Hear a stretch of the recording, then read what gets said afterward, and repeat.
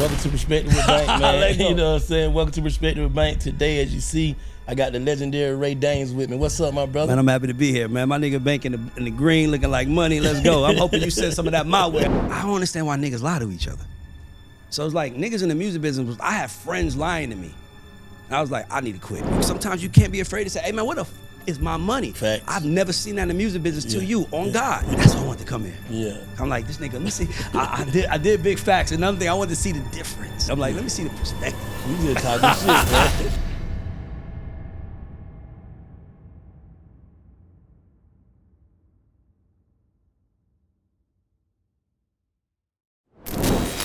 This is a Big Facts Network exclusive. So here's my quote. Consistency is everything. If I give you a penny today and you double it, in 15 days, you're gonna have $163.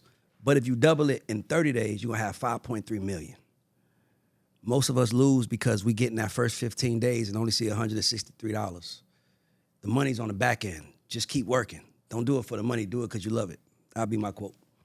Welcome to Perspektives with Bank, man. You know what I'm saying? Welcome to Perspektives with Bank. Today, as you see, I got the legendary Ray Danes with me. What's up, my brother? Man, I'm happy to be here, man. My nigga Bank in the green looking like money. Let's go. I'm hoping you send some of that my way. I send that energy my way. Let's go. Nah, man, it's a pleasure. I always sit down with you, man. It's always Let's go. I did my first high show with Bank, so we got a different relationship no matter what. I was high in public with him first. Let's go.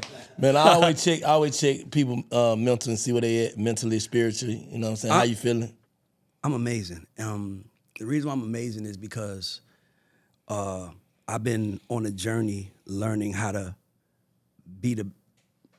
master this version of myself now. Yeah. And I found some people who really been helping me with it. And it's like somebody gave you the secret to life and you're like, damn, that's how it works. And I'm just watching it play out. So man, I'm just excited, man. That's why all this good has happened. I had to figure out who I was and what I was doing. And most of the time, it's hard to see a giant in the mirror because you can't tell if you're a giant. You're looking at yourself. Mm-hmm. So I just needed somebody. I got with some people that really helped me see like the giant that I wanted to be, and I've been going after it, and it's been like crazy. Everything has been working for me lately. It's kind of scary. I ain't gonna lie to you, bro. When did that kick in? Man, about 8 months ago, December 3rd, I retired from music. Okay. Officially? Officially. Well, we get to it. I'll tell you more. Okay. So I retired on December 3rd, and it was just because I don't understand why niggas lie to each other. So it's like niggas in the music business, I have friends lying to me. And I was like, I need to quit. So I quit. So now I'm like, what are you gonna do? What does quitting look like? You know what? I got friends in different worlds. If they call me, I'm gonna be like you playing golf is like, so one of my homegirls was like, yo, I'm in town, pull up on me and my friends. I'm an Atlanta nigga. You know we gonna say, I'll be there, but we ain't going, right? Man, some shit happened, man. I got caught up with the kids, right? Yeah. I actually went.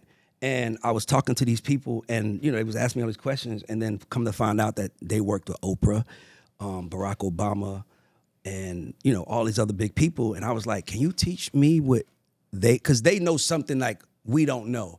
And they started showing me it and it was just like, man, life has been incredible, but it's enlightening. It's like, you know what life is like for me now? It's like being a real man.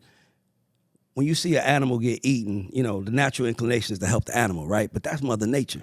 That's how Mother Nature made it. Mm-hmm. I get out the way now. It's like sometimes you might have a friend where you like, yo, this nigga, if this nigga just get on his shit, we could go to the top. Nigga, I just cut them niggas now. Mm-hmm. They got to go. Because what I had to learn was that they were holding me back.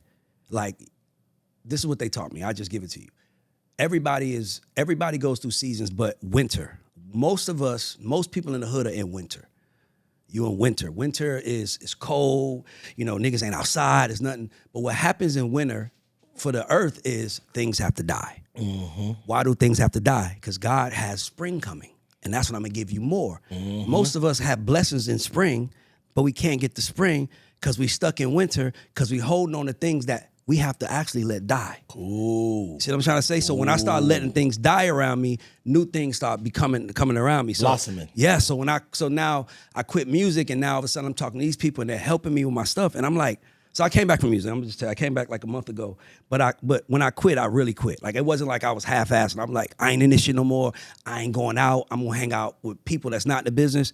And you start realizing how fucked up our worlds are, how cutthroat it is, how like everything ain't that cutthroat, bro. Like niggas is out here really getting money and not fucking sleeping with one eye open. Yeah. You know what I'm saying? That's how we was taught. You got nigga, niggas out here really rich, not sleeping with one eye open. That's because they allow shit around them to die that needs to die, and the shit that needs to grow, they put the water on that, and that's where I'm at. So life's good. Nah, real shit. So, what about the podcast journey? How this been for you? I'm gonna ask you how that's been for you, kinda, because it's people ask me about podcasts. What I tell people in the podcast world, it's like the songwriting world, right? And I know this because I'm in that. If the podcast economy is $1 billion, the top 1% is making $950 million of it. Okay. Right? The other 99% is making the 50 million and fighting over it. So like you got some podcasts making 20 million a year. And then Joe making 20, Professor Galloway's making 20 million a year. Then you got the rest of us. So I'm a businessman first. Like I'm not a podcaster. Like I'm a hustler. Like I gotta keep the lights on. So for me, when I went into podcast space, it was like, nigga, y'all was already on fire. That's why I'm gonna thank you personally, because you were the biggest voice in the city and you sat down with me. For sure, I can't wait. Nigga, but I'm just saying like, nigga, that's like Future giving a young nigga a verse, my nigga. Like, that was big. So for me, I start looking at I got into it like kind of when I want to say the money was being made. So I've been trying to figure out how to grow in it, but I think it's dying. I think the podcast space is dying because the same way music is dying because too many people want to do it. And I'm not here to discourage nobody from doing it. Like, nigga, if you want to, I think everybody should have a pod. But I think that the perception of podcasts need to change. Because a podcast is just a way to communicate your thoughts. Nigga, if you want to sell something, what's better than doing a podcast? If somebody wanted to, if my kid came to me and said, I want to be a sports agent, something that I don't know nothing about, I'm going to tell them start a podcast. And if you sports agents, now you got a network, right? Even if you're getting 3 views, who cares? There's no reason for someone like of that stature to sit down with you to talk for an hour unless it was something in it from them. Hence, the camera's here. I'm gonna send it to my followers. You get more clout. But I just think that the podcast space is like figuring itself out. So in the meantime, I've been trying to carry myself like a hybrid between podcasters and streamers. So it's like I'm a stream. So I stream the Radar Report every Tuesday, Wednesday, Thursday, and then I give my interviews to other people. How long do you do the stream? Shit, about 2 hours. It's the best part of my day. It's the best part of my day because it's just you. It's me, it's the whole, like these guys are my little crew. It's like we sit in the room, we talk about culture, like, and it's good having young voices around because, you know, they looking at it. So I get to educate them and they like, yo, such and such a hater. I'm like, he's not a hater. You don't know the story. Let me tell you the story. So it's been doing great. And it's 2 aspects to it. So I record it live and then I let the team edit it up and put it out. So the added value is if you want to stick with me, you can watch me live. Yeah. You ain't gonna get no edits, no nothing. And then I put the show out. But like every time I go live, I get about 150 subscribers on YouTube. Like every time, nigga, I went to TikTok. I got like 12,000 people watching just yesterday. And I think I had like 300 followers just going live. You can stream on TikTok. Man, bro, TikTok, I don't know what it My is wife about the algorithm. That's what she want to do. Nigga, TikTok is the new infomercial. I don't know what those eyes are over there. They got all the eyes. I'm telling you, TikTok is interest-based, but dog, we be having like 600-700 people at a time watching. Just like, who are these people? Just with us. So it's that part, and then so I stream that, and then I put the stuff out later, and then later, and then I do interviews, and I'm really in an experiment. I'm in a social experiment. Like I'm trying to figure out, like, bang, if I could do this shit for the rest of my life, I was just talking to Shaw, like if I could do this shit for the rest of my life and I could sit in this chair and my family straight, why would I move? But outside is crazy. The shit changing. So nigga, you might be up, and then another nigga pass you because you thinking you up. So you gotta always come with that hunger that, nigga, when a mic is in front of me, I'm gonna pull up, I'm gonna do my thing, and yeah. Hey, what's your earliest memory of being like coming out the port hustling? Like, what was your first hustle? Nigga, I used to pass out flyers at the discount mall for DJ Goldfinger on Old National. Okay. He paid Shouts out to Goldfinger, man. Nigga, he paid us, I think he paid us $10 a day, and we had to sit out there for 2 or 3 hours. And he would take us to, that's how I would see the city. So he would take us to 5 Points. I would go to 5 Points. Wherever DJ Goldfinger was, he would take us. And if he took us other places, he would pay us, nigga, I didn't even ask my mom. I'm like, I'm just going with this dude I don't know all the way to the Buckhead or the downtown to pass out flyers. But that's the first thing. And I did it because I wanted to get me and my brother a haircut. Because my mom was one of the moms who was like, yo, stepdad gonna cut it. And he would fuck our shits up. And by the way, I was like, he ain't gonna cut mine. I ain't gonna let him cut my little brother either. So I used to go hustle the pass out flyers. And then when I realized I was hustling for haircuts, it's so crazy you say that. Then I'm like, I realized you could pass out flyers. You could sweep for tips in the barbershop and they cut you. Mm-hmm. They cut you for free. So I started sweeping in the barbershop getting free haircuts. You know, niggas in Atlanta would drone your ass out of your hair nappy. To death. Nigga, that's the nigga, you can't have a nappy head, dirty sneakers. You gonna have the hardest time of your life. So I had to get my haircut at least. That's how I started wearing a bald head at 13. For real? 13. Oh yeah, because my grandma used to cut my hair. Nigga. And she fucking and I up. was like, I ain't want to hurt her feeling, go nowhere else. I was like, Mom, just cut it bald. You a good like nigga, Michael bro. Jordan. Yeah. My stepfather was like, you don't like the way I cut y'all hair? No, I like it, but they professionals. So how did that shape you? Like being able to hustle early on, how did that shape your mentality? Being from Atlanta was better for me because I lived in New York till I was 12. So, a lot of controversy around where I'm from. I say I'm from Atlanta, right? Yeah. I moved to Atlanta when I was 12. And in New York, it was like, like everybody around me was hustlers, but it was drug dealing. Like everybody was selling drugs. When I got to Atlanta, nigga, my friends' parents had jobs. Like I didn't know nobody that had a job no adult that had a job in New York. Everybody was on welfare and food stamps. I came to Atlanta and niggas got jobs. And I'm like, and 2-parent households. I'm like, and they ain't like, I realized something, Bank, like I ain't gonna lie, bro. Like I be thinking about myself a lot, think to myself a lot, because I always tell people, get to know yourself. Most of us are fucked up out here because we don't know who we are. Mm-hmm. Like we be mad about shit, but you mad about some shit your mom told you to be mad about when you was 12. Mm-hmm. You still mad about that at 37? Mm-hmm. Like sometimes I be mad about some shit and I'm like, Ray, why are you mad about that? Cause he did, yeah, but. Do you really care? Do you really, would you, and it's like, nah. So I always tell people, get to know yourself. So I came to Atlanta, and the one thing I've noticed I've been searching for my entire life, Bank, has been stability. Like, we didn't get ran out the projects, but we basically ran out the projects. Like my uncle was making so much money, they tried to kill our family. He got us the fuck out of there. It was like my entire life was watching my back. And I was like, and I look at my kid, my son is 16, this little nigga handsome. I bought him a new car, he got nice clothes. I would just be jealous of him. Like, man, you don't even worry about what stability feels like. You don't even think, are we gonna have lights next week? I thought like that. So to answer your question, nigga, me hustling at 13 is the reason why I'm able to be a millionaire today, because it taught me at 13, and the earlier you learn this, the more successful you're gonna be, is nobody owe you shit and ain't nobody coming to save you. Facts. And no matter how much you complain and how much you're mad at the world, nigga, it doesn't matter. Real Feelings shit. Has never paid bills. Never. Only never facts, will. Only real shit. So for me, I just got out my head and I was like, I'm just gonna think I didn't even know how to think. I was just, honestly, I was like, I'm just gonna study greatness. That was my yellow brick road. Like, who's great? That's why I had to know you, I had to know everybody.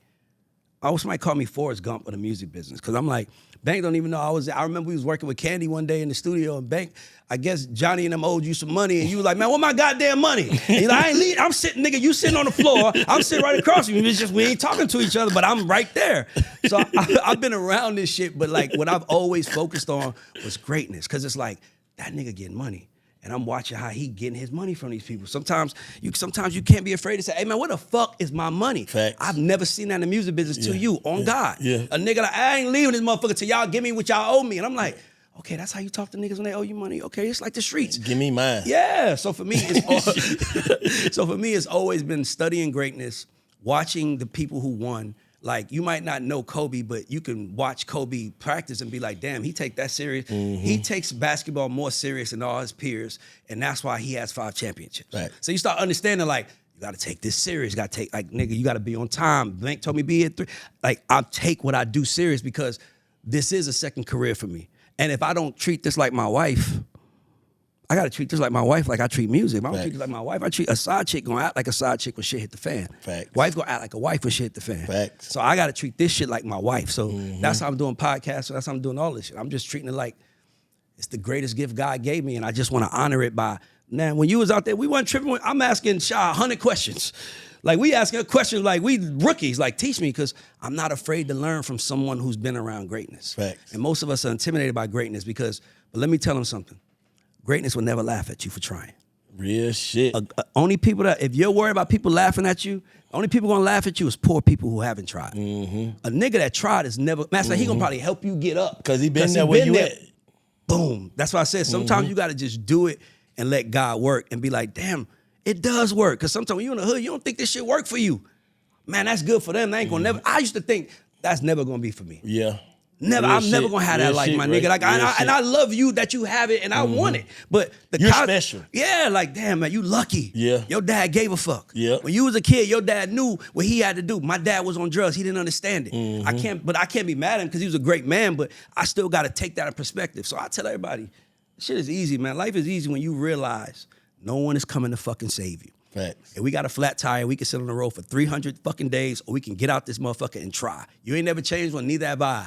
Let's YouTube it, nigga. Like, it's just, life is about trying. If you try, life is trying. If you try, everything else comes. That's what I had to learn. That's what I know. No, real shit. That's what I know too, though, right? And once you know it, you feel unstoppable, right? Yeah, and you then are. the niggas see you smiling, and they be thinking, that nigga smiling because he up. That nigga smiling because, no, I'm smiling because I'm learning something that if I would have known 20 years ago, I would have been smiling then. Facts. I just didn't know Facts. it. I just didn't know. Nigga, so matter of fact, you should be asking me, how you smiling? So what do you know? That's really what it's about. So for me, it's like, I just wish that niggas, my dream for the world is that every nigga just tries one day. Like, my goal, just everywhere I go, I'm gonna say, I wanna make effort cool.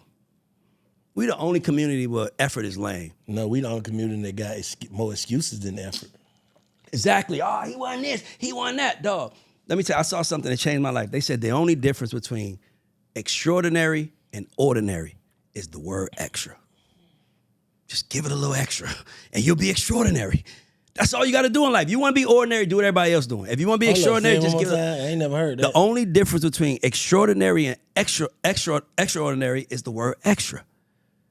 Just give it extra, and you won't be ordinary no more. Now you're extraordinary. Facts. Most niggas just don't try. Never. And my point is because in our community, effort is not cool.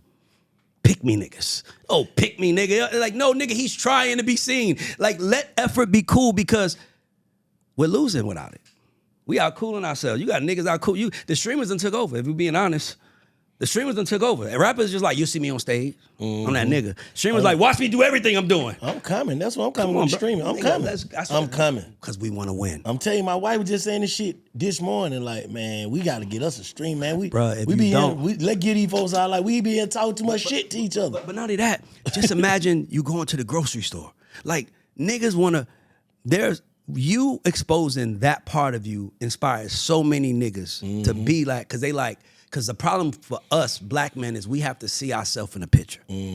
We don't think the picture's for us, right? When we have to see ourselves in the picture. So for me, I'm out here showing you another picture of what a black man lives like, right? Same with you. So for me, we got to show more of this to show black men, nigga, you can be yourself. Bro, I love you so much for how you, nigga, you don't even understand, nigga. You do more for Atlanta than Mayor Andre Dickens, my nigga. Huh? Bro, let me tell you why. Let me tell you why. Listen to me. Let me tell you why.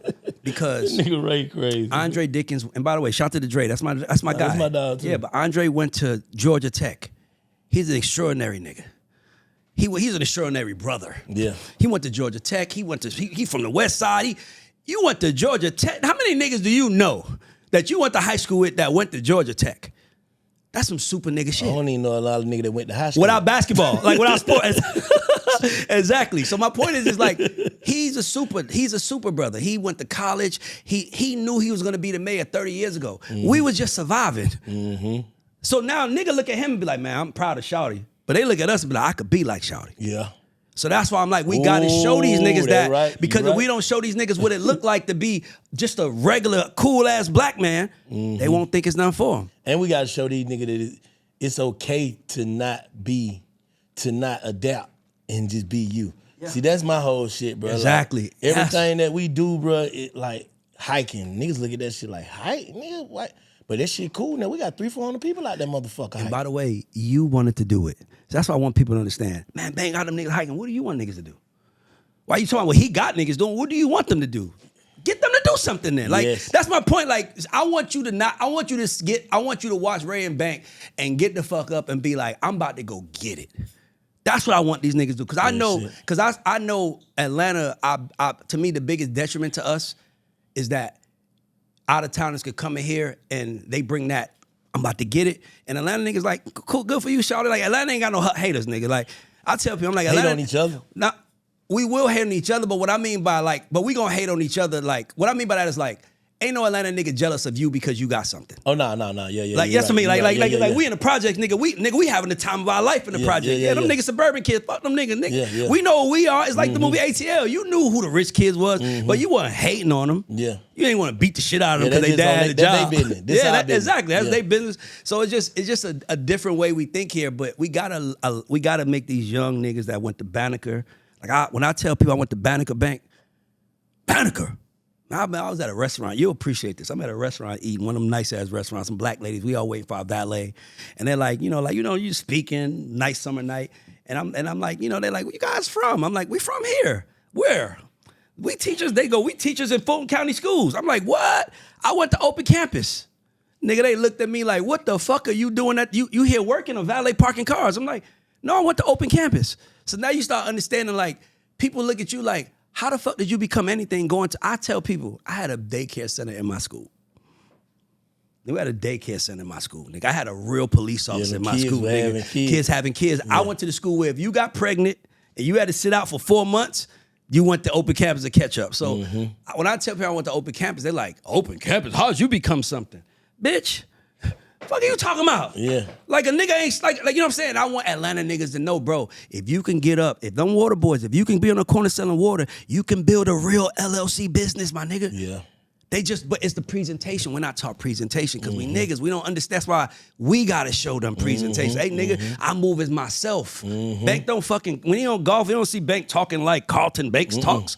That's my point. We gotta show young black men that there's a cool way of being yourself and loving your wife. Facts. And loving your kids. Facts. And handling your business. Facts. And still getting high, having the time of your life, my nigga. That's what you want to do. Still but being you. Handle your shit first, black man. That's what I be on about. Nah, that's real shit. I want to go back to the music industry. Like, when did you know that you could identify hits? I didn't start noticing that until I picked. So I got in the music business in 2005. I got my first. I didn't really feel like I was scared. Nigga, stability, right? Like I'm getting checks here, making 200,000 here, 300,000 this year, and I was hustling and making checks, but I felt like I'm missing something. Like it goes back to the black man. Like you'll see a white man at a desk with his kids coming in, his wife on the desk. I don't see no niggas like that, so I had to do that shit myself, basically, and for me, in the question you asked about the music business, what was the last question? Identifying hits. Oh, let me tell you. I started working for L.A. Reid, and I would argue with that nigga every day. Every chance. I play my record. Why that ain't a hit? Not a hit cause this. Not a hit cause that. Then you start understanding. Then I remember he would be like, the hook. The hook is the hit. I'm like, then I played them. Then niggas in Paris don't have a hook. And at the time, that shit was big. And I was like, niggas in Paris don't have a hook. Then he goes, the hook is dum dum dum dum. So you just start pointing out a hit is something identifiable. That chain is a hit. A hit is something that people see and say, "What's that? Where'd you get that from?" Because I want something like that. So for me, I look at a hit record as a song that belongs in as many moments as possible, right? So like, R. Kelly's biggest record is "I Believe I Can Fly." Like, nigga, if you are trying to inspire to be something, nigga, when you say, I believe I can fly. Man, I believe I can touch the sky. Think about it every night and day. It's like, it works because I can make it a conversation. That feeling on your booty might not work tomorrow. I might not be feeling, I might not have a bitch booty to feel on right now. Nigga, I need to be something. Play that I Believe I Can Fly again. Nigga, I need to hear that shit. I hate I use Kels as an example because niggas gonna eat me up, but believe I can fly, nigga. He believed it. And by the way, we sung that shit with a word from word, but yeah. Hey, what about gatekeeping? Do you think gatekeeping in the industry is real? I think gatekeeping is real. I think gatekeeping needs to come back. I think the reason why the industry sucks is because nobody's gatekeeping. Listen. Break it down. Okay, nigga, I'm gonna ask you a question. When you put out your record, nigga, it was work. You had to get the DJs. You had to go outside, touch niggas. Nigga, Johnny Cabell got to do show. They don't know you. You got to perform in front of people. It's so much work that goes into what we did. Now, look at today. Today, you got artists that are just like, anybody and their mama, somebody in Afghanistan right now can upload a song on Spotify and we can hear it today. Who is he? By the way, how do we separate yours from them? There's no green check. There's no blue checks like that. Like nobody goes to Spotify and be like, blue check. Like, how do we identify who's the stars and who's not? So if you pay attention, the only people that are still winning are the stars. Or a nigga might break through with a moment. A nigga might get a hit record. And then you're like, oh, okay, what they gonna do? And then you look and you're like, they ain't got it. Then somebody else like Glorilla, fuck nigga free. She comes, you like, what's she gonna do? Now she's selling out arenas. It could have went either way. So I think that we have to allow gatekeeping to come back because we have to have someone to say, you're good, you. And right now, nobody's saying that. So, nigga, we don't even know who's real and who's fake now. But we gotta vet the gatekeepers though. No, but I'm not saying that. But my point is like, in anything that's exclusive needs gatekeepers. Yeah. NBA got gatekeepers. NFL got gatekeepers. Why wouldn't the music industry? Movies got gatekeepers. Everybody got gatekeepers. And what I mean by that is like, here's what I mean. Me and you can't go right now. Nigga, imagine Ray and Bank streaming us playing one-on-one in basketball. We ain't good at all, but we got 18 million people watching us. Is the NBA like, man, we need those 18 million people. We gonna get that? No. Them niggas ain't good enough. The music business doesn't think like that. That song is terrible. We're gonna sign it because it's gonna bring in money. They stopped gatekeeping. They let anybody in. And now, nigga, let me tell you something. I remember LA told me about one day he signed an artist. And this is I don't even know I should say this, but he signed an artist. And Future came up to him and was like, that nigga's on the label. He just said he's on the label. LA was like, yeah. And he said, Future didn't say nothing. He just walked away. LA was like, I dropped that nigga the next day. The way Future looked at me like, because you got to remember, Future's like, I'm that nigga. Yeah. You pick me, nigga. Yeah. How you gonna pick me because I'm that nigga? You pick that? And stand me beside you might have got lucky with me, my nigga. I don't know about you. Yeah. So you got to let that go. Yeah. Gatekeeping. You need gatekeeping. Gatekeeping respects greatness. But we just can't have a hater in that space. No. But see, here's the thing. Because sometimes they try to put the politics over the talent. Now, here's the problem. Now, you're right, and that's why we got rid of gatekeepers. So you know what it's like? Let me tell you what it's like. It's like, I'm going to just refer to this. I hope y'all don't think I'm weird. It's this cartoon I watched when I was a kid. It really helped me out. Yeah. It was a Bugs Bunny It was like an Elmer Fudd cartoon, but I never forget because it started off with a guy being in his house, or Elmer Fudd was in his house, and there was a mouse in the house. And it was running in and out the wall. He couldn't get rid of it. He was trying to get rid of it. Traps. The mouse was just too smart. So he brings in a cat, right? So now the cat's in the house. The cat runs the mouse away, but now the cat's in the house. Now the cat is doing little shit, messing up stuff. So he's like, fuck, I got to get rid of this goddamn cat. Fuck, so he brings in a dog. Then the dog comes. Now the dog's a boxer dog. So the dog is, after he runs the cat away, he's boxing and he's making all this noise. He's like, fuck. So then he brings in a lion to get rid of the dog. The lion's growling. Then he brings in an elephant to get rid of the lion because the elephant is big. And then he realizes I don't have no space. It's just me and the elephant in my little ass house. So guess what he does? He brings back the mouse. The mouse scares the shit out of the elephant, and now he lives happily ever after with the fucking mouse. That's life. That's life. That's life, my nigga. Shit. Niggas be trying to, this shit ain't working for me, I'm gonna go get this. Nigga, something gonna come with that too. Something gonna come with that too. You can't keep running, my nigga. You gonna end up right back in the same place we was, tired as hell now. Now the mouse is there and he's just looking at the mouse like, dude, what the fuck you want? I'm tired. Nigga. We just gotta start thinking about our approach to life and how we get tricked out of positions. Like, and I think gatekeepers got tricked out of positions. They was like, so it's like, we tired of gatekeepers. Now let everybody make music. You got niggas out here talking. Niggas don't even talk like music execs no more. If you ever heard L.A. Reid talk, you ever heard Tricky Stewart talk? These niggas talk like music executives. Nigga, you hear Larry Jackson talk, Music exec. These new niggas don't talk like music execs. They talk like businessmen.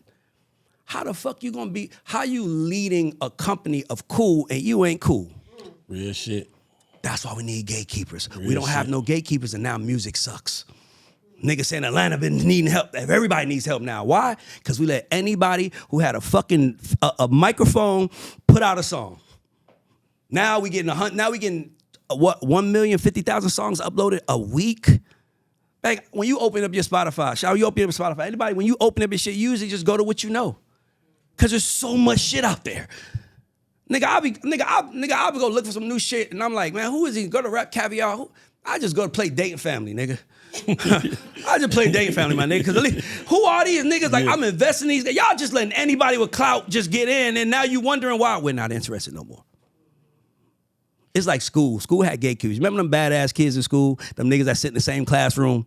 They would be able to come out in the hallway with us, right? Like, nigga, you come in the hallway. But when that motherfucking bell ring, they go right back in that same goddamn classroom, right? That's what it's like. It's like niggas, you gotta understand, nigga, that's what the music is like. We allow the niggas that used to be in the hallway that gotta go in class, we like, nah, people interested in them. Yeah, but they not learning shit. You know what I mean? Niggas are rich and famous now that shouldn't be rich and famous because they were the stupid nigga that we would have been making fun of in high school. Hold up. Think about it. Say they shouldn't be famous though. Because what it's a lane for it if they got rich. So what happens when you make them famous is you have no interest in actual greatness now. So now because anybody who can entertain is famous, he might be entertaining because he was born crippled. Like, he ain't entertaining. He's entertaining because he's born crippled. So now we're making him more famous than the actual talent. It's our interest. It's like high school. Remember high school? Them niggas that rap, we ain't give a fuck about them niggas that rap unless you was a nigga that rap. Nigga, we ain't give a fuck about them. We didn't give a fuck about them niggas that dance unless you was a nigga that dance. Yeah. Same concept. We didn't give a fuck about them slow kids unless you was a slow kid. Yeah. Okay, cool. Now we gotta give a fuck about everything. Because they all in the same classroom now. Now the slow kids just sit. Now the slow kids that get, now you got fucking artists that need to act like influencers now. Because this guy over here, like, it's this one dude, and I just found out the nigga went to Banneker. What's his name? Gucci. Is Gucci in here? Shavar, what's his name? No, what's the guy named Shamarco. He went to Banneker. This nigga's he's like the gay slow kid. Oh yeah. He needs help. He be getting beat up by boyfriends and shit. We just laughing at it like, no, that nigga needs help. He lit now, huh? But that's my point. As long as he lit, he don't need help. That's how we look at it. No, he lit. He needs help. That's why he lit, so we can finally fucking help him, not laugh at him, not joke at him, not like, oh, look at this stupid ass. We used to laugh at him when we was in high school. We grown now. We should help him now.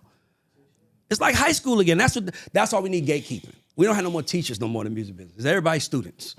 And now the class is not about who has the best students. It's about which students is making the most views today.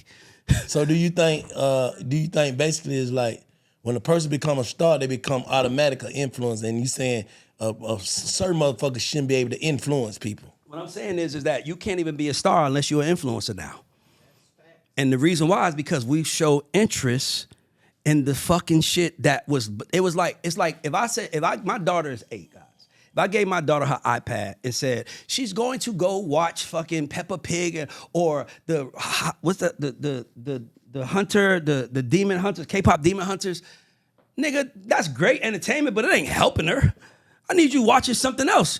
So it's like, of course, if I give my kid the computer, she's gonna watch that. But our job as gatekeepers is to say, no, you're gonna watch this for the first 4 hours of the day. Mm-hmm. Watch this.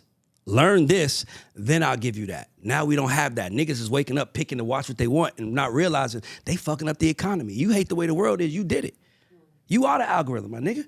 How you hate the way the world is, you did it. That's why when I see girls now, I just swipe quicker now. I don't want to see no more. Nigga, I be skipping. I don't even want nobody to think I like that shit because the algorithm is showing me so many women. I'm like, how y'all know I want to see that? But then when I'm swiping, I'm like, oh, she got a nut. Oh, look at. So they like, we know what you stop at. So I don't even want to stop no more because I don't want niggas to think I'm into that. The algorithm is showing us who we are. And I feel like we got to look at that and be like, how do we get better? Because, nigga, the kids is getting worse and worse. And people always talk about streamers. Man, Kosh and I had 1 million people watching. Who kids is those watching? Ours. You know why? Because we out here trying to get money to make sure they live the comfortable life that we didn't. Meanwhile, we ain't teaching them shit. We need to I'm gatekeeping my kid more than ever now. I'm like, now I gotta know what you're doing, bro. I gotta know where your head is at, how you think about shit. Because when you go outside, I need to make sure you're smart. And I think he is, but he's older now. So I'm like, I gotta test you for the second level. So yeah, we need gatekeeping, bro. We need a nigga to say that shit is whack. That shit whack. But what about the niggas that saying shit whack that ain't whack though? Okay, so here's another problem in the music business. Niggas was protecting their friends. That's the real problem. The real problem is niggas was protecting their friends. A nigga, a hire. When I was at my last job at Warner, I was the best guy there. To do the job, nigga, how about this? Nobody that's been there after me has done more than my little company has done. And they work at a major. Nigga, I'm the shit, but I talk back. I'm gonna tell you, hey, we can't sign that artist right now. He's gonna hurt the culture. And sometimes you don't want that voice around, that voice of reason. Nigga, we trying to get this money. If that's the case, then tell me and I can respect it. When Jimmy Iovine first started Interscope, you know who the first artist he signed was? The second artist was Tupac Shakur. No, I'm lying. I think the first artist he signed was Tupac Shakur. The second artist he signed was Rico Suave. Are, Rico. Nigga, Jimmy said it on the record. We had to sign that to make money to get to Pac, because we knew Pac was special. That's gatekeeping. The new music business is, man, Rico Suave got 3 million views and Tupac ain't got none. Yeah, but Rico Suave is the monkey show. He's so dancing around. We let him fund Pac. Yes, but my point is we knew he funded Pac. We knew he wasn't great. That's what I'm trying to tell you. We knew. Oh. The gatekeeping understood this guy is a handsome Spanish guy who has this hit record. We're not going to get awards. We're not going to get into the Rock and Roll Hall of Fame for signing him. But we're going to get to the Rock and Roll Hall of Fame for signing Pac. But we know that Pac is going to take longer because he's special. He's fast food. Let's put that out right now. They did it, Pac, and then now Interscope is one of the biggest labels in the world. But they had a plan. These new companies don't have plans. They just got niggas that's like, his numbers are good. That must be with people working. Imagine if me and you lived our life chasing fires was hot. Nigga, you think we'll be sitting here? You right. Nigga, hell no. Nigga, y'all the niggas will be like, here come the niggas, the nut chasers.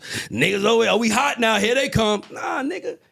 I take pride in being there first. Real shit. I take pride in believing when no one else did. I take pride in also knowing the game to say, yo, he's McDonald's. And that's okay, because I'm saying McDonald's is not disrespecting me. They sell a billion burgers a fucking year. Who don't want to be McDonald's? That shit causes cancer and shit. No. It does, but no, you're not wrong. You're right about that. But it's the same thing as what you're saying, though. That's my point. It's like, it's some shit that come with that, It's some shit that come with everything. That's all I'm saying. We need gatekeepers though, back. Like, nigga, we need gatekeepers. We need a nigga to tell a nigga that shit ain't it. We need a nigga to tell a nigga you could be better. I seen L.A. Reid lead his company. I think it's still gatekeeping, but I think they doing it the opposite. I think they want the shit in that ain't it. No, nigga. Let me tell you how they gatekeeping now. Where the smart niggas at? They over there? All right, cool. Let's go this way. Yep. That's what I'm saying. Nigga, and since when has we ever gave a nigga props for taking the weakest fight? As men. This is when we give a nigga props for taking the weakest fight. We respect niggas take the real fight. Nigga. Of course it's easy to do that. Of course it's easy. And by the way, I've done it too. I ain't gonna act like I signed some bullshit. Everything I signed ain't been great, but what I'm saying is I was always looking for greatness though. I might not have got there, but that's the point. Look for it. Kobe was chasing Jordan his whole life. He didn't get the 6 rings. He didn't get the 6 back-to-back, but he got the 5. He did very fucking good for himself. So I say chase greatness. And if the closer you get to that, the more success you have at anything you want. And gatekeepers are a part of that, in my mind. Nah. So do you think, so earlier you said, they be saying like Atlanta done lost it. You saying just the music business done lost it. Nigga, the music business is ran by bankers and research people who, on the creative side, on the business side, who now tell creative people and marketing people what to do. The only thing they focus on is the bottom line. If the music business was what it is today, we wouldn't. And back in 2013, when I was working at Epic, we wouldn't have Travis, we won't have Future, we won't have Yo Gotti, because those are 3 people that I watch L.A. Reid pay top dollar to like they were the biggest, and they wasn't at the time. And that's how they got so big. And by the way, I asked him, I'm like, yo, why are you giving them so much money? He was like, because I need them to go outside and know that they're more than what they see. Ooh. It's like L.A. was a coach. He wanted the big niggas up. He wants you to see your value. He wanted to show you the power of black.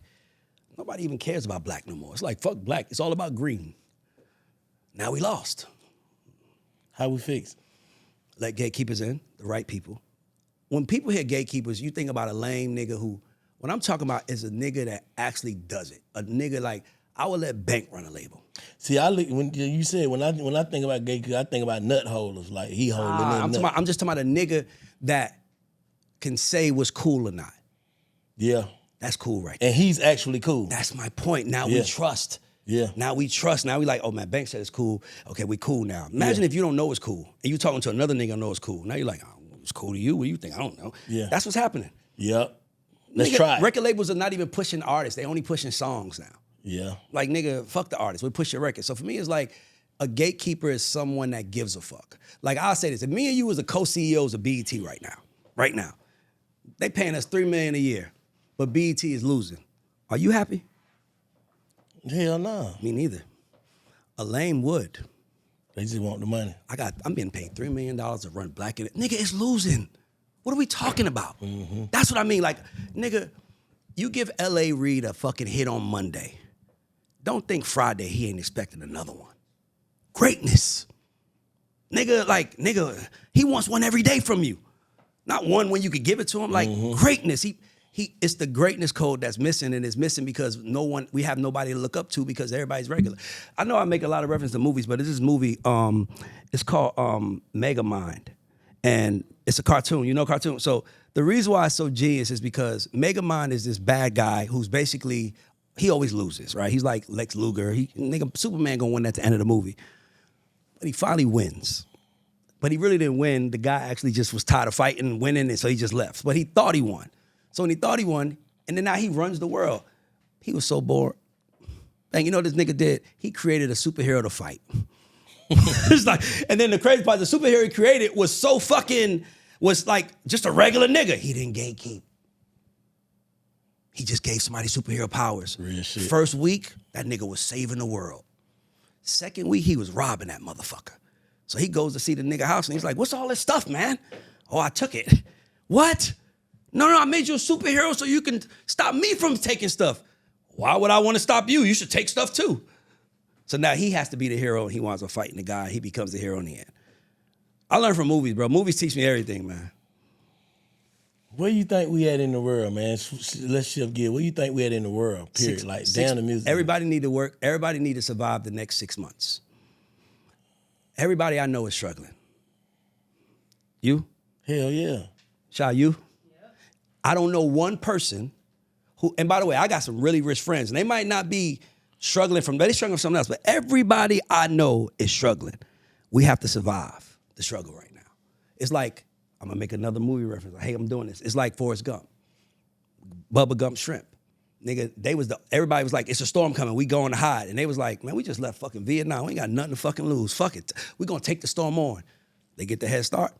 It's a Bubba Gump Shrimp in Times Square right now. Been there for 20-something plus years because of that movie. But that's what I'm telling everybody. You have to survive. How do we survive? I'm about to stop going out spending money that you don't have to spend. You have to be smart. You have to be militant right now. Black men need to be leading our family in a militant way, telling them how to be smart because everything is expensive. And what you really want to do is just survive until the sunlight comes. We still waiting for shit to die. I think we still got another 6 months of things dying before the sun comes out. Maybe, I think Trump comes next year. He starts saving stuff because you niggas are losing houses. We ain't got to the place where it's so bad that the government has to step in yet. And I think we're going to get there, and then I think shit is going to change because shit is just too expensive. And I have a theory. This is terrible, but I have a theory. I think that Trump's plan is to make everybody lose their job so that property value can go down on houses. Okay, think about it like this. Trump is in D.C. Trump's in D.C., right? He fired like 100,000 government employees in D.C. That's 100,000 homes, mortgages that can't be paid no more. Now, he got these people fired. So now what's happening now? Niggas is trying to sell their house. Everybody putting their house on for sale. Now niggas is going down. Now that inflation price is going down. So now instead of selling for 1.1, nigga, I need to get out this bitch next month. Nigga, I don't have the money. I'm selling it for $850,000, whatever I own. So I think what he's trying to do is run the economy into the ground so inflation can come down. I know they can't say it, but to me, I've been saying this for the last year. I'm like, the only way we're gonna stop inflation, Nigga, what business makes prices go down? Think about this. If we're running a business, why would we drop our prices? The only way you drop a price when there's no business. Think about it. So I'm telling everybody, stay the fuck home. Of course, they're going to keep charging $125 for hookah because you keep buying it. Don't go for 3 motherfucking weeks. Them bitches gonna be $20. Them bitches gonna be fucking $40. That's how they was when they started. That's my point. And I think I'm noticing we getting back there. So I think that a lot of, because everybody I know is struggling, everybody is dealing with shit, and I just think it has to hit a peak. And I think that it's gonna be better because the world is in a better place, is in a better shape than ever because we all are connected to each other. We care about each other. Like, even if you're on Trump's side or against his side, we with each other against something. I just think that we just need to allow this economy thing to play out. I think the music business, same thing. I've been saying this for, anybody with me, I've been saying this for 2 years. I've been like, yo, if you're watching me, take the next 2 years, don't spend no money, survive. I think we got about 6 more months. But you can't spend no money because the people that survived this, like when B. Simone, everybody made fun of her when she was like, I'm shopping at H&M. Everybody is. Everybody's over leveraged right now. Everybody in the pandemic was investing money in this unicorn or that, or even if it was this, and shit didn't play out the way it is. So niggas is over leveraged and try. I tell niggas, Michael Jordan is worth how much money? That nigga just took a job. Think about that. He probably bored though. What billionaire you know? Michael Jordan has never taken a picture with a nigga. Now you gonna talk to us? Now you gonna give us advice? This nigga don't even smile with niggas. Now you wanna talk to us? No, it's because everybody's over leveraged and they paying him $40 million a fucking year.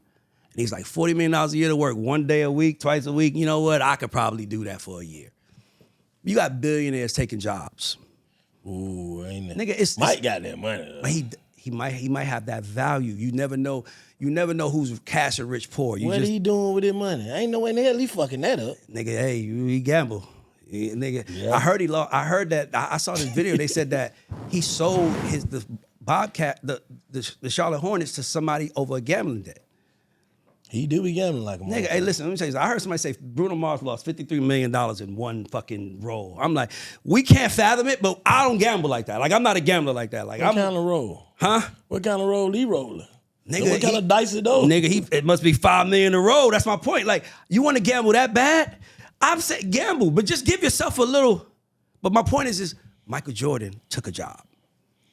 You say Dame, I see on your page, what Dame? You think Dame fucked that money up? Dame mad about that shit. I think Dame is smart. Definitely smart. I think he's Dame is one of those guys where he's so smart for his own good that it might hurt him because he don't want to hear what nobody's saying unless they doing the same thing he's doing. What you mean? Like he's like Dame's whole thing is like, Ray, you look up to niggas that borrow money from people.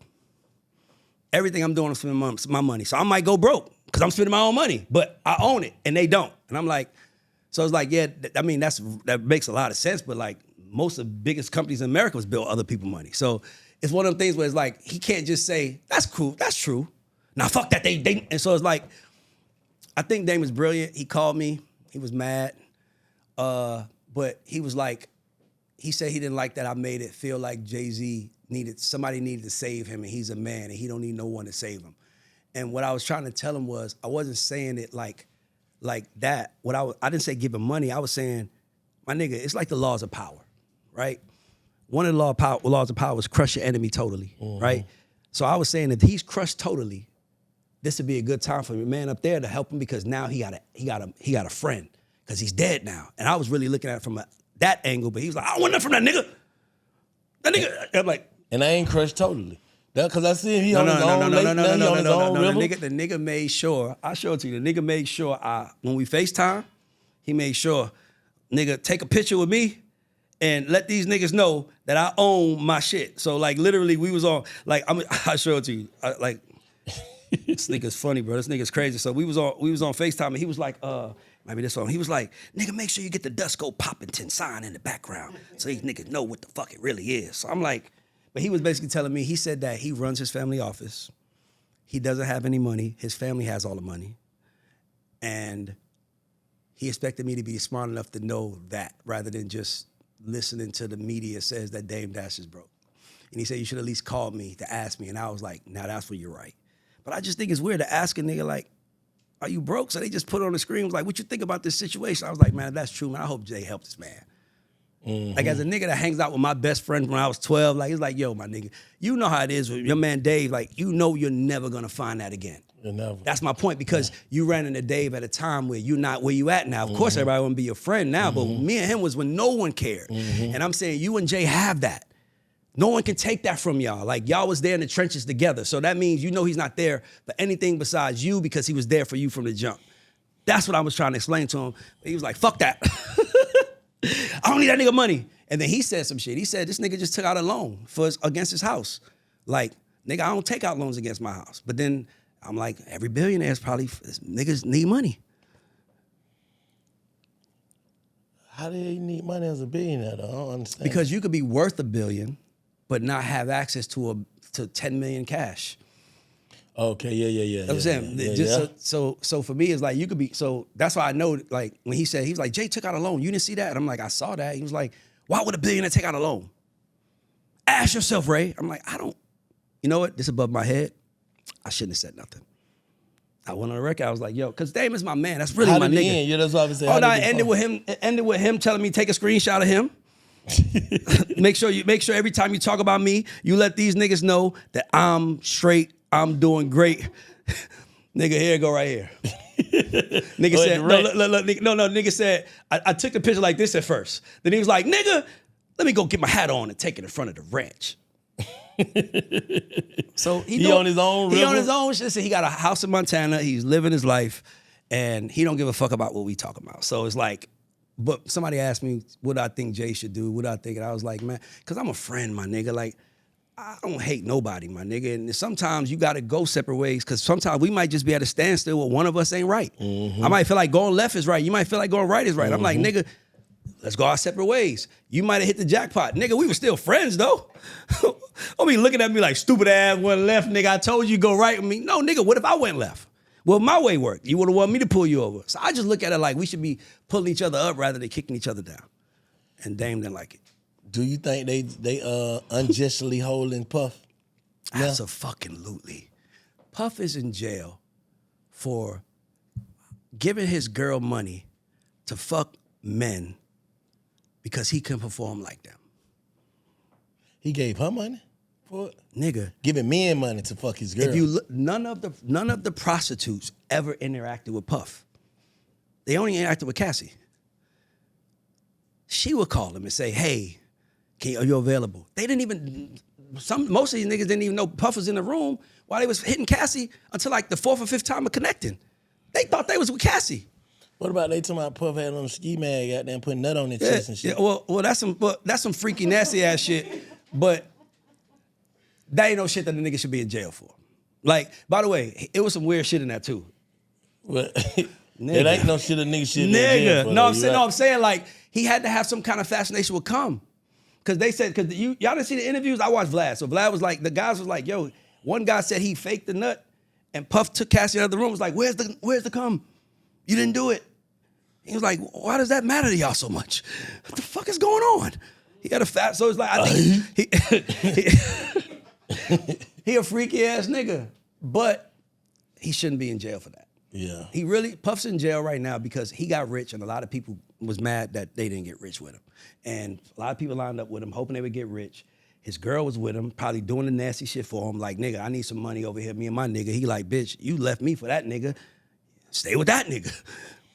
How much time you think is justified for him to get? I think, here's my theory. I believe that October 3rd, he walks out the court. I think he should. I believe that the judge is making him sit for the time served. That'll be about 2 years, right? It'll be a year. It'll be a year. I think the judge is like, serve 3 years, serve 1. Today's your 1. Go home today. I think I think Puff is gonna be home by Halloween. He shouldn't be in jail. We thought it was freak-offs. We thought it was little kids. We thought it was him and Jay-Z running trains and raping little kids. Mm-hmm. It was a freaky-ass nigga who wasn't packing, that his girl wanted some, so he hired niggas that was bigger than him. She dealt with him. Huh? No, but I'm saying that, no. Okay, so in our world, That's huh. But in that world, it's called a cuck. A what? A cuck. Puff's a cuck. A cuck is a man who enjoys watching his wife get pleasure by other men. Or his woman get pleasure. Like Adam. He was saying that he could watch. Yeah, like that, they call those a cuck. So Adam's not though, because Adam actually fucks girls with his girl. But I'm saying Puff watches. That's what he would do. Man, nigga, y'all didn't see the fucking interview that the guy did on Vlad when he was telling the story when they was running the train on Cassie and Puff and him was about to fight in the middle of the train? Oh my God. Nigga. So I guess Puff wanted that they all had, all of the escorts, male escorts thought they was the only guy. They thought they were special. So Puff was like, invite him, and they invited two guys basically. It was like, one of y'all gonna be our guy, but she gonna make the decision in the room. Basically, like, who gonna fuck her better? Like. By the way, this all on. They said all this is online right now. I watched the interview, and I guess one of the guys was having sex with Cassie from the back, and Puff was getting some head, and Puff had on his glasses and his hat and his thing, and I guess the guy was staring at him. He was like, "Why the fuck you keep staring at me, trying to figure out who I am?" Oh, so he was trying to finesse the dude like, I ain't me. Nigga, the dude didn't know who, nigga. So what happens is him and Puff's about to fight.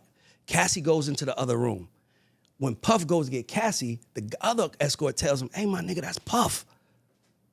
He didn't even know. You see what I'm saying? Like, It wasn't like he was using his influence. He was just using his money. He didn't even know. And by the way, no money ever left his hands. Every money that was exchanged was in her hands. Why is he in jail? Because they don't like the nigga. Damn. There's no other reason, bro. Listen, he did wrong, but in the trial, they couldn't convict him for being a Rico because he wasn't he was just a freaky ass nigga, bro. I don't think he should be in jail. I think he should be out. And to be honest with you, I ain't gonna lie to you. My fear is after watching that, Cassie need to be worried about the fucking escorts getting together and suing her. Because every last one of them none of them was using protection. And she would tell them they're the only one. So do you think Puff can get back out and get back in the culture? Man, I think that nut on the nipples is gonna do some damage to him for a long time. If he could take the nut on the nipples joke and not take it serious, niggas ain't gonna let that shit. Niggas ain't gonna let that shit. Hey, my nigga, my friends still make fun of shit happening on the school bus, nigga. When I got Joan on the school bus, my nigga, like he ain't gonna escape that nut on the nipple thing. So for me, it's like as long as he could come back knowing that niggas gonna laugh at that, I think he has a shot, man. People don't understand, bro. Like people are fickle, bro. They will hate you today, love you tomorrow, and hate you the next day, then love you the next day. And I'm like, I think that Puff has done enough in our community. I think that he's been embarrassed. Have you ever? I'm about to reference another fucking movie. I was gonna say Game of Thrones. He had his walk of shame. He did his walk of shame. He did his walk of atonement. He's embarrassed. Everybody knows he like nigga nut on his nipples. Everybody know he's little in the bed. Everybody know he hires. Everybody it's like he's naked now. He's outside by yourself. So as you can get past that, he'll be okay. That should be a sign of relief, though. To me, it would. Like, I'm just tired of hiding. Like, to me, I hope he gets past it, but I don't know, man. I don't know, bro. Like, for me, the most important thing is going to be how did the industry respond to him? How does his friends respond to him? But they had that shit sounding so fucked up at first, like he was raping dudes. Like God, and it was like, I ain't gonna lie, man. Part of me, I won't say I feel bad for him, but because his karmic deck he's paying, he did something he did something to deal with all this. And by the way, he know, God know, and that's probably why he's like, I'm okay with having to go through this. But he's paying some karmic debt back from something. But I hope the nigga gets out, and I hope he does well. I just want to see how like the Khaled's, the Rosses, the Jay-Z's, the people who was like his friends, like we thought was his friends. I just like to see if they embrace him, because I think if they do, he'll be a little insulated. You know, which I hope they do. I actually hope they do. Do you think he would accept that though? Would you? It depends on the nature of the relationship. If you left me for dead, would you accept the motherfucker that feeling like, bro, you home? If you ain't meet me in the struggle, I might not expect you to be down in the struggle with me. Like if me and you got down in the streets and nigga, we was hustling together at the bottom, I expect it from you.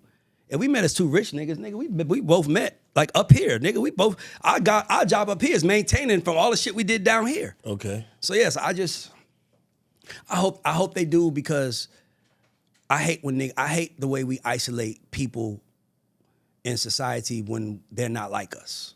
Like, he ain't like us, my nigga. He different. I don't want to do it, but like, I ain't mad at him for doing it. It's like, shit, nigga, that's how I look at it. Like, nigga, I say this to you. If you got the capacity in your brain to focus on what some other petty shit people doing, then you really need to look at your life. Because you could take that, instead of focusing on big people petty shit, focus on your big shit. But they done turned him into a whole goddamn A meme. no Diddy. If he can take that, as I'm telling you, he can take that, I think, but I don't know, man. Like, he never been a nigga that I saw playing like that. He not a silly nigga, so he a Scorpio. He emotional as fuck. I don't know, I like, put like this. Neither one of us have been a billionaire, have access to the whole world, and then got it taken from us with the hopes of taking it for the rest of your life. I think that based on, if I was, my mentality, nigga, if you weren't about the no Diddy jokes, you weren't about the none of nipples, God ain't teach you the lesson you need to learn yet, brother. Real shit. Like, nigga, you should be getting out like, hey, laugh at me all day, I don't care. I think you're gonna get out and get in the church. I think you're gonna wanna be like a mega pastor or some shit. Like, I think you're gonna go to Florida. I think you're gonna move out of LA, you're gonna go to Florida, go to Texas, live with TD Jakes. Cause you know, the South, we a little different, my nigga. We ain't gonna hold you like, we ain't gonna, New York, they go, what? The South, we might do a choir like Charlotte, you know what I'm saying? But like, I think he's gonna go to the South, he's gonna work with TDJs, he's gonna get into God, and he gonna come back somehow that way. If I had to make a bet.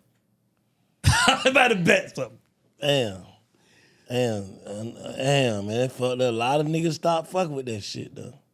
You ain't hear niggas mention that shit. But I ain't gonna lie to you, bro.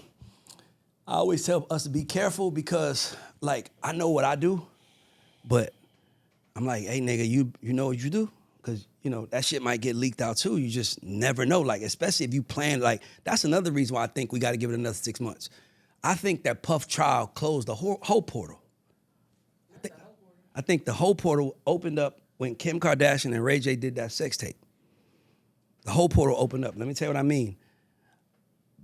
Kim Kardashian is the person that did a sex tape that's a billionaire now.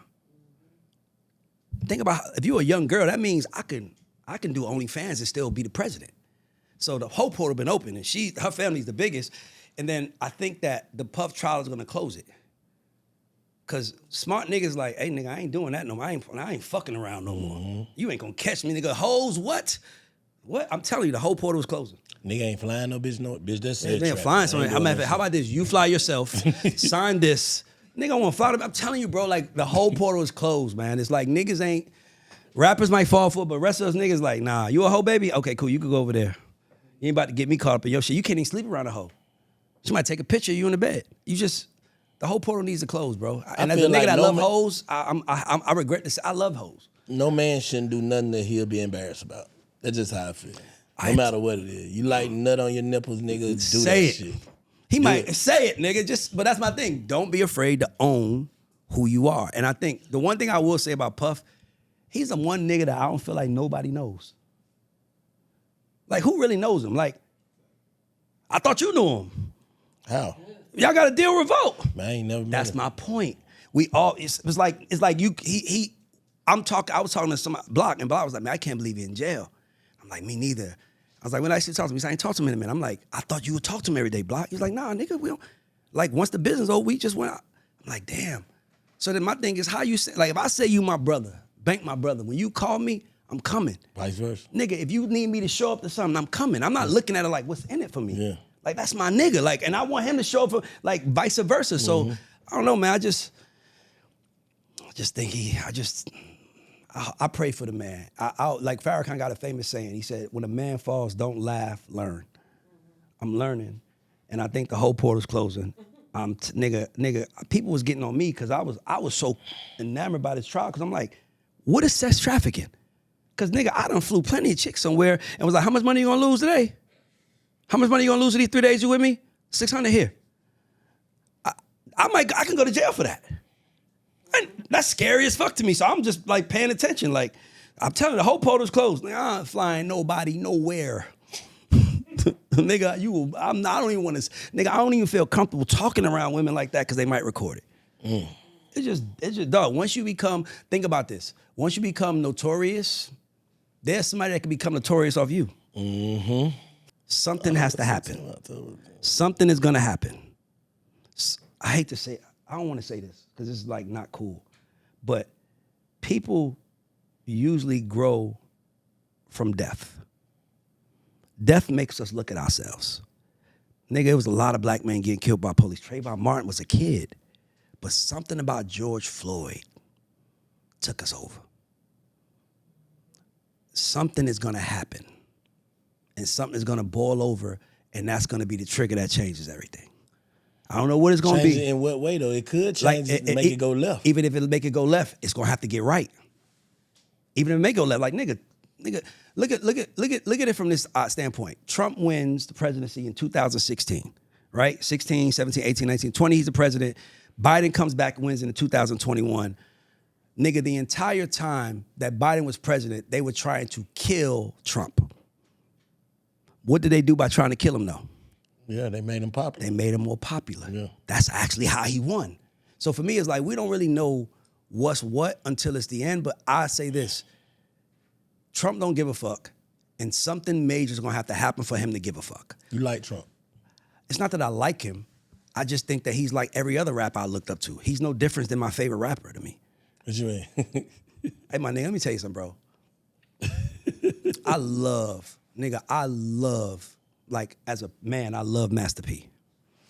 Master P, nigga, he's probably the only celebrity. He's the only celebrity I ever cried when I saw. I used to work in the airport pushing wheelchair. I seen P. I was like, oh my God, it's P. I love that man so much. When Romeo dropped, it made me look at everything different. Because nigga, you probably would know Lemon Soldier too, nigga. Remember that record? He's like, what you want to be when you grow up, little man? He said, I want to be a motherfucking hustler. But then Romeo drops it, he's singing Bugs Bunny and dancing like a kid. So I'm like, oh, I'm the kid that you tell to talk the drug talk with because I'm poor, but you don't talk that around your kid. No disrespect. I love P, but like that was like it is entertainment. It's entertainment. So for me, I look at it like, nigga, whatever, like I'll say this, Bank, I swear to God, I'll say this on record. If any advice I give anybody, it's the same advice I give my child. Okay. Yeah, I won't tell you nothing that I won't tell my child. Yeah. Because that's the most purest love I have in my life. And if I could tell your kids to sell drugs, but I tell my kid to go to private school, am I really the fucking problem? Ain't I the problem? That's all Trump is. He tells what we want to hear. He tell you what you want to hear to get what he want. Like a rapper. Don't give a fuck about us. Give a fuck. Nigga, rappers will literally make records about fucking the community up and they give turkeys to the same community that they fucked up. What's the difference? It's just they are niggas, so we don't want to say it. So when our niggas do it, it's cool. It's cool when they do it. So when I seen Trump coming, I was like, man, that nigga acts like rappers to me. Like he acts like a rapper to me. He says what he wants. He give a fuck what you feel. Nigga, this second presidency, do y'all not realize this nigga is giving people, his friends, jobs that ain't never had jobs? This nigga made a nigga that ain't never worked in government head of the FBI. Nigga, you know why he did that? Let me tell you why he did that. Because he played politics the first time around. And y'all, I was putting the real people, and y'all all laughed at me behind my back. This time I'm gonna do it my motherfucking way. And the people with him. So I fuck with Trump based on the fact that if he was Agent Black, we'd be defending him. But because he's Agent Orange, we hate him. And to me, I think that's wrong. Like, I think that I think that if it's good for, my mother will always tell me this, if it's good for the goose, it's good for the gander. And my thing is that if we love rappers that rap about killing people and selling drugs and everything, and we still celebrate them like heroes, then why are we mad at white people for loving Trump even though he says little slick racist shit? What the fuck is the difference? It ain't none. It ain't none. That's why I had to look at it through that lens. I gotta be non-biased. That's why I call myself the culture referee. I'm not gonna just do it because it's on my side. I'm gonna do what's right. And when I see him talking, he acts like niggas. Hey, that's the first black president. They talking about Obama. That's the first black president. Dog, when that nigga, dog, when they said, when that grab him by the pussy came out, that's when I knew that was the moment where I was like, we in a different world. He said, grab him by the pussy, nigga. The Democrats was like, shit, nigga, go watch SNL. Anybody watching this, go watch SNL the night before the Trump election. They was like, the joke was like, this nigga done fucked it up, grabbing him by the pussy. What did Trump do? Any other politician, any other nigga that follows the rules would have been like, I'm sorry, blah, blah, blah. Trump did what rapper did. Hey, that's how we talk, my nigga. Yeah. And guess what? And that's the truth. And everybody had to accept it. So that's my point. Trump is us. And what I mean by us, tell them folk to record us, nigga. That's how we talk. And let me tell you something. Michelle Obama and Barack Obama are amazing. When they go low, we go high. Trump is like, go lower me, bitch, I'm going lower. And guess what? More people are like that than like Obama. Man, you better and that's preach. why they fuck with him, because he's like them. He talks like them. He talks the way they talk in their house. He says he's like, I don't know. He doesn't try to be politically correct. He doesn't try to make. He the only president that ever cussed on TV. That sound like a rapper. Imagine a rapper. Imagine watching a rapper in front of 60,000 white kids saying, my nigga. You know they singing it with you. But I'm making money from it, so we cool. Yeah. But that nigga said that shit and he ain't no money from him. I'm gonna beat his ass. It's like, nigga, we doing the same thing they doing. We picking and choosing when we want to be angry too. All I'm saying is, I don't hate him. I can't hate a man that acts like niggas that I grew up with. Shit. That nigga act like niggas I grew up with. Nigga, he'll be like, yo, they be like, how you feel about Big Bang? I love the guy. Well, you know, here's a clip of Big Bang saying, you suck. He's a bitch. That's him. Like, you know who he is, my nigga. That's what I'm like. He's like us. Nigga, if I walk up to any random human in America and say, fuck you, what is the natural 3 words gonna come out their mouth? Fuck you too. Yep. That's who Trump is. Yep. Fuck you too. Exactly. Now everybody feels safe about it. By the way, I don't know if it's good for the country. I'm not saying it's good for the country, because I think he is bringing a dangerous part in his politics. There's residue for everything. But Like what? Break it down. Can't just say like, it. No, for sure. No, for sure. So, like, for example, like, Trump has made the world worse. How? Because the president is always supposed to be better than the people. How can you expect someone that, like, think about it. The highest office in the land is up there. That's the highest office. When they go low, what do we do in the highest office, guys? We go fucking low, or we go high. Trump is like us. Nigga, he don't give a fuck. They go low, we go low. So my thing is eventually, now we don't have an idol. We don't have it. We don't have an example of what greatness is. Let me ask you something. Go ahead. I get that. Yep. But on a world scale, would you rather have a nigga going, when a country go low, we go high, or when another country go low, we bomb their ass like Trump on? I'd rather go high. I'd rather go high because I'm afraid of them nukes. I'm just like, you're right. But that's what I'm saying. We got nukes too. But my point is that Trump, so I also think that Trump understands. Trump is running the White House like a podcast. Nigga, for real, watch this. Trump he's literally, every time he's in front of a podium, it's entertainment for him. Every time. He's really running the country behind our back. We don't really know what he's doing. The shit he's telling us, the shit he wants us to know. So it's like, he's like a podcast, like, hey guys, here we doing today. I like this guy. Nigga, have we ever seen world leaders? Like, wait, him and Zelensky was in the room. Have we ever seen that in our life? Well, a nigga like, yo, man, you need to calm down. Like, y'all niggas is presidents of countries. Yo, don't say that. Trump was like, hey, you don't have no leverage to be talking to me like that. Yeah. Nigga, that was a show for Putin. That was a show for Russia. That was a show for the people. He just wanted Russia to see, I'm gonna punk this nigga too. Because Biden was like, whatever Zelensky wants to do, we're gonna do it. Zelensky don't want the war to end. Trump wants it to end. He like, hey, nigga, I ain't with him. He did it on a world stage. Probably when the camera was off, like a podcast. When the camera's like, hey, yo, bro, I had to do that. Sorry, but when them cameras is on, he understands. He is a reality TV star, my nigga. Do y'all know why Trump is rich? This nigga is a hustler. You know how he's rich? Let me tell you what happened. Trump was broke. The real estate was crashing. Trump was flat broke. The nigga was losing everything. He was a rapper. He did what a rapper would do. He said, hey, yo, look, my name good out here. How about this? Y'all can have all the buildings. License the name from me. He ain't had no more debt. Only had upside. That's how he made all his money. That's what people say. He literally was like, think about that. He made all his money with his name. Mm. He convinced these people his name had value. And they kept it on buildings, and now he's in the black. You see what I'm trying to say? But when he was trying to own the building, he had to figure out his business model. And I hate talking about him like I fuck with him like that, but I fuck with greatness. I don't care if I don't like you. I don't give a fuck if you're a redneck. If you did something to win, I want to learn it. Because, nigga, I want to do that for my family. Mm-hmm. So sometimes I think we be just frowning at greatness because they on the red side when we on the blue side. Nigga, I don't give a fuck. I want to learn from every side. So for me, I just look at Trump like he just understands nigga, it's entertainment. But what I want to understand is, and like, they feel like I'm a Trump supporter. I'm just a supporter of a nigga that's being theyself. What I don't understand is why vote a nigga in then feel like a nigga wrong? Somebody had to vote him in. Well, that's what I think. So to me, I didn't vote for him. I voted for Kamala. But why did you vote for Kamala? Because I got a daughter.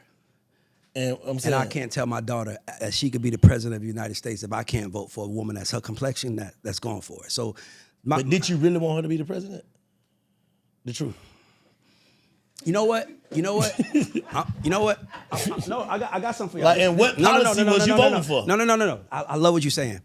So here's how my mind works. Remember I told you I ran into these people that's been helping me see the world differently?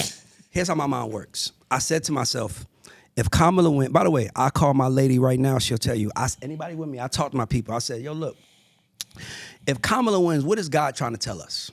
Think about it. If Kamala wins, we know what the world's going to be. It's going to be more euphoria, more like same-sex marriages, transgender rights and everything else. And I'm like, you know what? If God wants that, then God going to make her win. If God wants Trump to win, Trump's going to win. Now, God could want Trump to win for the wrong reasons, by the way. Just because God said he wanted him to win don't mean that he loves Trump. It might be I want him to win because I want him to teach y'all asses a lesson. That's what y'all want, I'm going to give it to y'all. So that's might be what it was. But for me, my perspective was more or less how I'm going to approach the world based on who won. Because if Kamala win, like Trump winning killed media. Trump winning helped us. It helped us because he didn't talk to mainstream media. And mainstream media was against him. Like if you turn on ABC The View, they don't even say his name.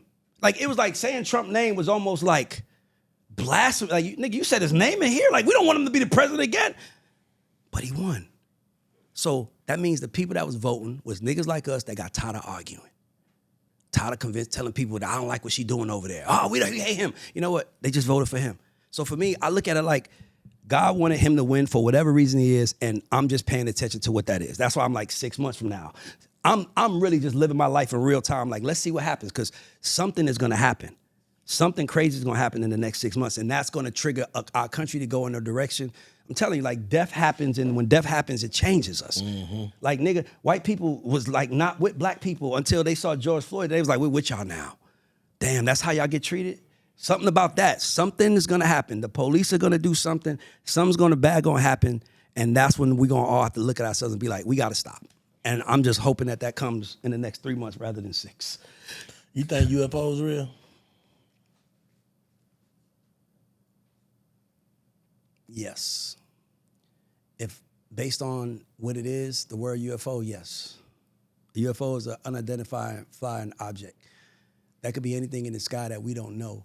That's why they call UFOs, because we can't confirm if they're aliens or not. I will say this. I absolutely think they exist, because why the fuck do we have Area 51? Why do we need a secret place that nobody can know about for secret things nobody can know about? And everybody says it's aliens. And no one else came out and said, it's not for aliens. It's in our face. So I think aliens exist, and I think the country knows it. I think they living amongst us. I ain't even lie to you, bro. I think they living amongst us, bro. Like, yeah. Like, what they call it, shape shifting, yeah. Nah, more men in black. But yeah, I just think they live amongst us. What it looks like, I don't know. What it looks like, I have no idea. But like, nigga, man, nigga, do y'all realize that we only know 97% of the species in the ocean? I don't even think they know that much. Nigga, think about that. That means 97% of the things down there we don't know. What it could be anything. You said we do? I thought no, we don't. Yeah, I thought you said we do. Nah, yeah, we don't. We only know 3% of the species in the ocean. We don't know the other. It's 97% of things in the ocean. We don't even know what they are. Exactly. That's my point. So and them aliens. Nigga, I've seen some shit on pages. I follow like, what the fuck is that? Me too. So to me, I do believe they live amongst us, and I don't think they want to harm us though, because if they did, they would have been got us. They would have fucked us up by now. I think the deeper you go in the ocean is a different world. Like the further you go in the sky, same here. Like I've been fascinated with like the ocean, and just like I watch all these videos on it. You just start seeing fish you never seen. Like you see fish you could see through. Like what the fuck is that? Like I'm like, I believe that. I do believe aliens exist. I believe that they live amongst us. I think that they don't want no problems with us, and I think the government knows.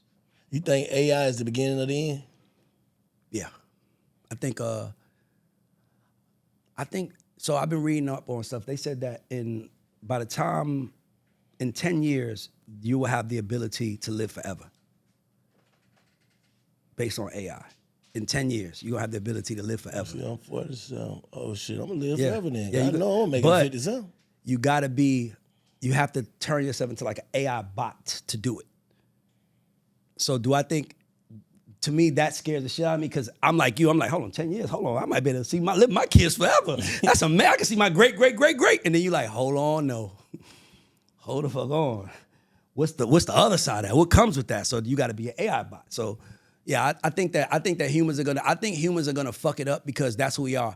The same humans that voted for Trump are gonna fuck up the world. Like, and by the way, if you were to vote for Kamala, I think it would have been the same thing. I just think that we don't know what's best for us. Y'all know that the Earth has been around for hundreds of millions of years, and the human species has only been around 10,000 of those. That's think about that. Hundreds of millions of years, and we've only been around 10. What the fuck was the Earth like before then? I feel like We might be the aliens. We might be the aliens, my nigga. Like, honest to God, like everybody, when we die, where we want to go? Up back to the sky. We might be the aliens. Seriously, because it's like, how the fuck we been around 10,000 years? And like, what? And look how much we made in the last 100 years. Nigga, I remember watching movies in the 80s. You could FaceTime somebody that was like, that's never gonna be in my lifetime. Now I FaceTime all day. Like, society is moving too fast, and we get bored too fast, and we're gonna eventually kill ourselves. these niggas getting too smart. That's what it is. The niggas too smart. That's why I feel like everything that's here now has been here before. Me too. I feel like it's just a cycle. Everything's just coming back around. Mm-hmm. You know what I'm saying? Like anything, just everything. Like, it's been aliens, it's been us, it's been crime, it's been sin, it's been everything. It's just, you know what I'm saying? I don't know. I feel like we hitting our peak as humans. Like, I feel like we hit our peak. God was like, okay, let me see how y'all gonna be now that y'all got everything y'all want. Y'all can fly, y'all can swim, y'all can do everything. What y'all want? AI. We want to be smarter. Okay. I think deja vu is just a reminder that you've been here before. Because you know what I say? I say deja vu comes from dreams, because we have like 1,000 dreams in our sleep. We only usually remember the last one. But I think that deja vu comes from God sending us visions in our sleep, and hopefully that we catch it. But yeah. Ray Daniel, what's next for Ray Daniel, man? You know what? I created, my company is called Ray Daniels Presents, and I'm trying to be the hip hop Tyler Perry. I want, when people and when I say that, when church folks see Tyler Perry, they know that's for them. When people see Ray Daniels Presents, if you from the hip hop world, I want you to know, if it's that's for us. So I want to be the Tyler Perry of hip hop content creation, conversation, and everything around it. Hopefully I get there. Not hopefully, I'm gonna fucking get there. What you streaming on again? Twitch? YouTube. No, I stream on YouTube. I stream everything. I do like 8. I do Twitch, YouTube, Twitter, LinkedIn, Instagram, YouTube. I do all at the same time. Oh, okay, yeah. That's dope. That's dope. Yeah, I'm like, dog. Who said it? You set it up yourself? Who set it up? I got it at my office. And by the way, I'm about to have my team set, like how you got this, I'm about to have a setup in my house too. I want to be able to like, bang. I really want to be able to go live at 10 o'clock and talk to 1,000 people, and it'd be a totally different conversation than the morning conversation. Exactly. I'm high. That's why I got that back room finna set it up. That's what I'm saying.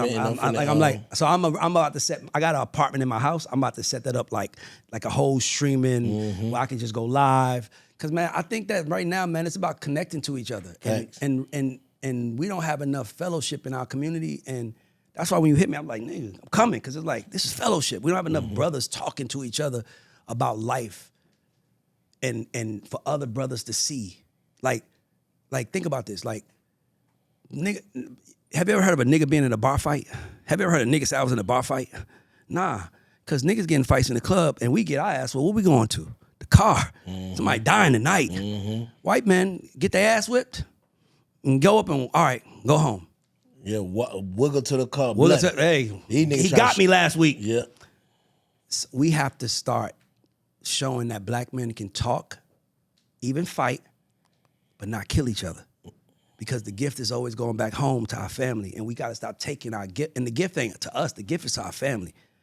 Nigga, I don't want to take no man from his family. I don't want nobody, no matter what. So we just got to figure out a way as black men to talk to each other, and that's why I like this, because this fellowship, East Side, South Side, we still brothers. Like, we still love this shit. And it's like, I want to show young black men that you can talk to each other, you can have conflict, you just don't have to kill each other. And that's why I use the word brother. If you see me build my brother, I always say my brother, because I read something that it's harder to kill your brother than it is to kill a nigga. So when you call somebody a nigga, it's easy to kill a nigga. I killed that nigga last night. It's hard to say I killed that brother. Like, you killed that brother. Why'd you kill him? What did he do to you? The word. So for me, I'm trying to live my life out loud to show what an excellent black man looks like. That's still cool as a motherfucker and still getting money. Real shit. Nigga, what's better than that? Tell them where to tap in there with you, man. Follow me everywhere. Ray Daniels, everywhere. Fuck with me, man. By the way, thank you. Thank you, brother. I needed this conversation because I was like, I'm talking to Bank. Because, I talked to my team, but I'm like, I knew he was going to come with some shit that no one's ever asked me. And I'm like, that's why I wanted to come here. Yeah. I'm like, this nigga, let me see. I did Big Facts. Another thing, I wanted to see the difference. Yeah. I did Big Facts with Bank. I'm like, let me see the perspective. We just talking shit, man. I appreciate you, bro. I fuck with your perspective 100%. Hey, you got to come do our shit one day, bro. Man, I'm ready. Whenever you ready, just let me know. I'll argue with these niggas one day. Let's teach these little young niggas some lessons. I can't wait, bro. I My can't brother. wait. Thank you for having me, Shaw. Man, make sure y'all like, subscribe, comment to the Big Fat Network. Tap in my dog Ray Daniels, man. We lit.